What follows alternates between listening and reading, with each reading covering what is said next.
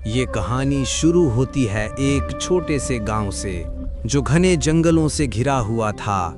उस जंगल का नाम था कांतारा। कांतारा का मतलब होता है एक रहस्यमयी जंगल, जहां कुछ ऐसा छुपा हुआ है जो उस जंगल की रक्षा करता है। गांव वाले मानते थे कि कांतारा कोई साधारण जंगल नहीं है। वहां की हर पत्ती, हर पेड़ और हर छाया में एक अलौकिक शक्ति बसती है जो गांव की रक्षा करती है। शिवा, तू भी हमारे साथ शहर चलना।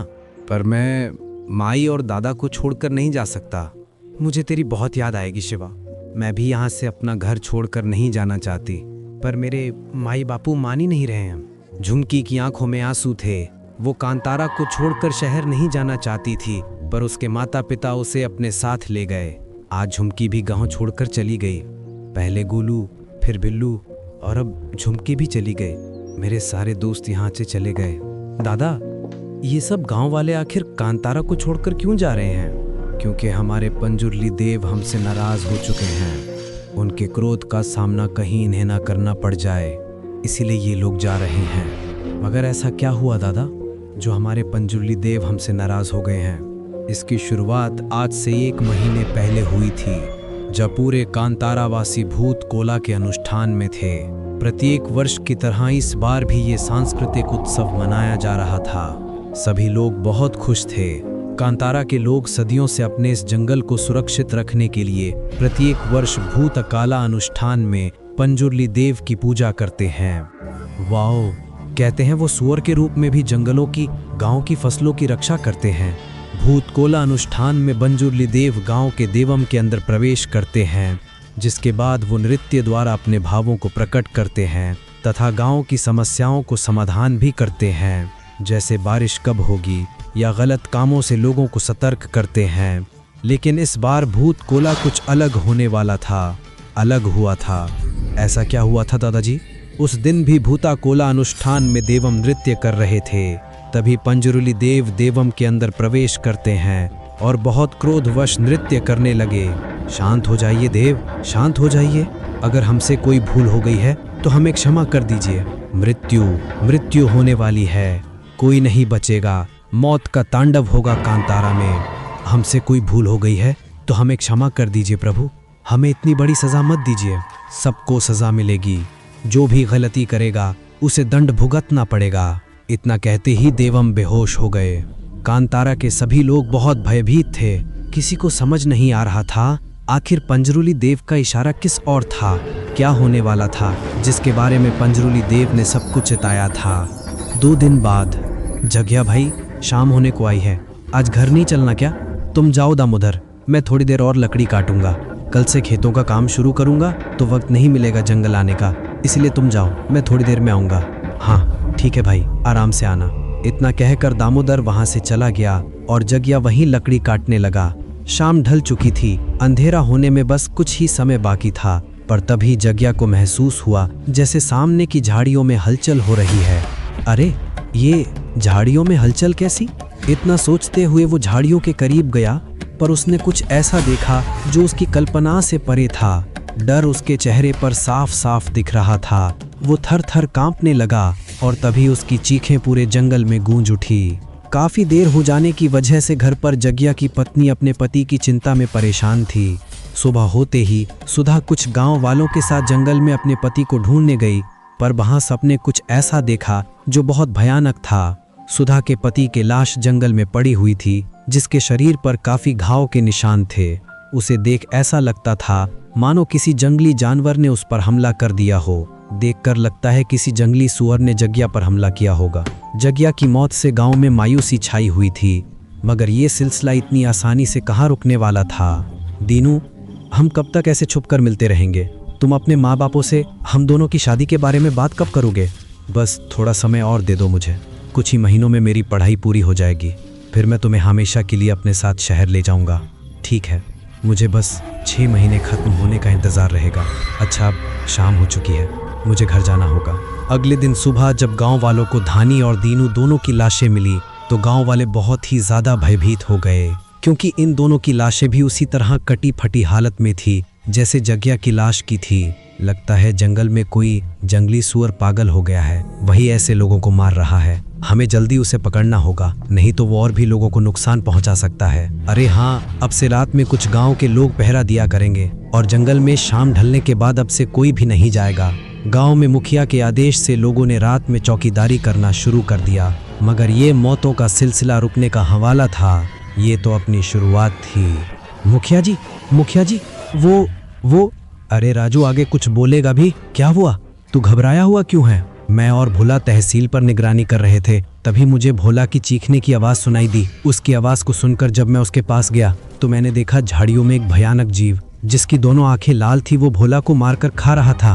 और क्या देखा तुमने? अंधेरा बहुत घना था सरपंच जी, इसलिए मैं ज्यादा कुछ देख नहीं पाया, पर मुझे पता है वो जीव बहुत शक्तिशाली है, उसे मारना इतना आसान नहीं होगा। दिन ब दिन कांतारा में मौतों का सिलसिला बढ़ने लगा। आए दिन किसी न किसी व्यक्ति की जान जाने लगी। गांव वालों को समझ आ गया था कि पंजरुली देव ने जो कहा था वो सच हो रहा था। सबके मन में अब सिर्फ और सिर्फ डर था, सब खत्म हो जाएगा, सब गांव वाले धीरे धीरे मारे जाएंगे। पंजरुली देव का क्रोध हम पर बरस रहा है, पर ऐसी क्या भूल कर दी हमने जो हमारे देवता हमसे रुष्ट हो चुके हैं, वो तो हमें नहीं पता। पर अगर ऐसा ही चलता रहा तो कांतारा से लोगों का नामो निशान ही न खत्म हो जाए। नहीं मुखिया जी, हमको नहीं मरना है।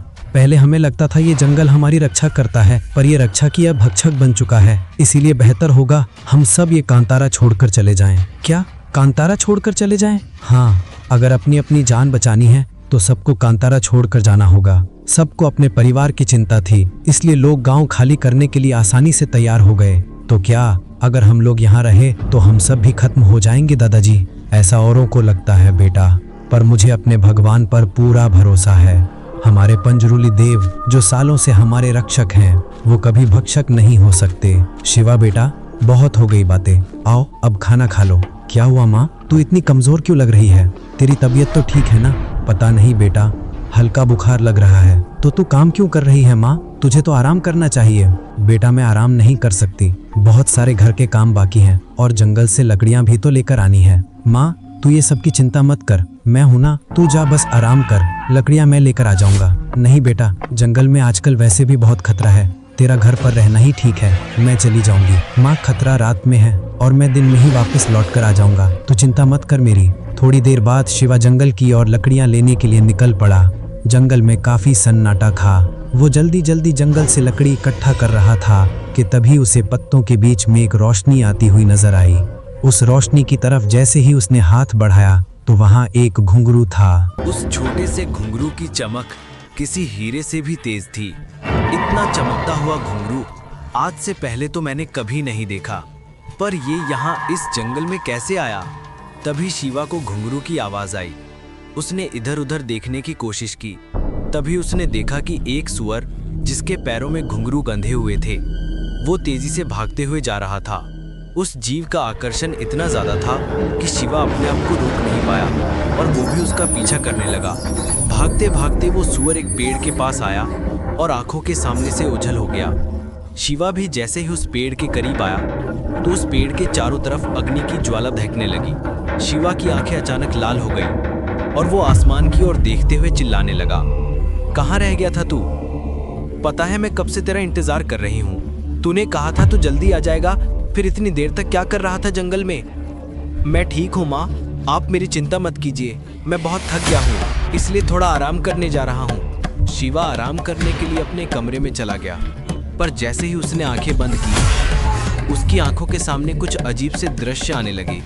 वो दृश्य बहुत ही ज्यादा डरावने थे। शिवा की आंखें बंद थीं, फिर भी उसके चेहरे पर चिंता की लकीरें और पसीने की बूंदें ये बता रही थी कि वो बहुत ज्यादा घबराया हुआ था। ये जो भी हुआ है वो ठीक नहीं हुआ। अगले दिन की बात है। शिवा को बहुत तेज बुखार था। उसके घर वाले बहुत चिंतित थे, क्योंकि जब से शिवा जंगल से लौट कर आया था तब से वो कुछ बदला बदला सा लग रहा था।